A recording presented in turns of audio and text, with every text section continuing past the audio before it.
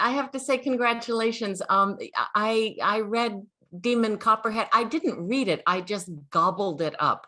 And as I was reading it, I mean, it's just such a page turner. And as I was reading it, I was really perplexed because I was thinking, oh my God, this is my favorite of her books, right? And then I suddenly realized, wait a minute, this is a really familiar feeling because I think that I've thought that after every single book that you've written.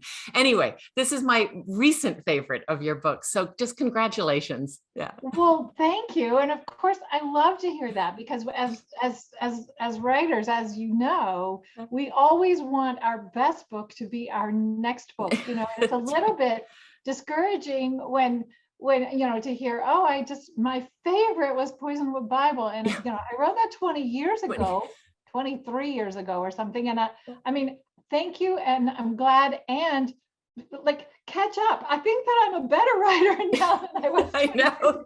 At least that's the hope, right? Yeah. And also it's we're so lucky. Don't we have the best job in the world? Yes. Isn't it amazing to get to be a novelist? And I mean, in college, I was that kid who wanted to major in everything. Yeah. Absolutely everything. Every class I took, I thought, I want to know everything about East Asian history or everything about, chemistry. And so with each new novel, you get to major in something new. It's sort of like getting a PhD in a whole new subject. And it excites you so much, and it pushes you to do stuff you've never done before. So thank you. I want this to be, Barbara Kingsolver's best. That's right. And I have to say that, with every novel, you do keep setting the bar higher and higher and higher for yourself.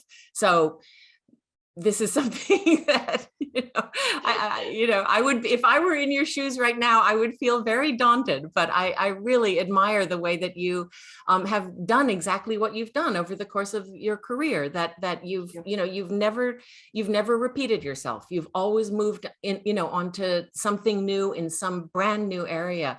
And I completely agree with you that the reason I write is to give myself the excuse to spend, years learning about something else. And that's just been, as you say, it's been wonderful.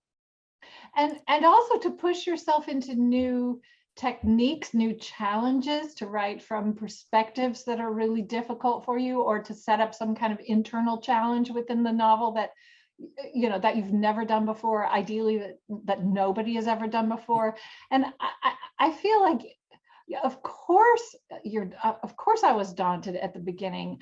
I always am daunted every time I begin a novel and set up, sort of the scope of it, the craft of it, the sort of the craft challenges, the whole kind of parameter. And then I look at it and say, well, that's ridiculous.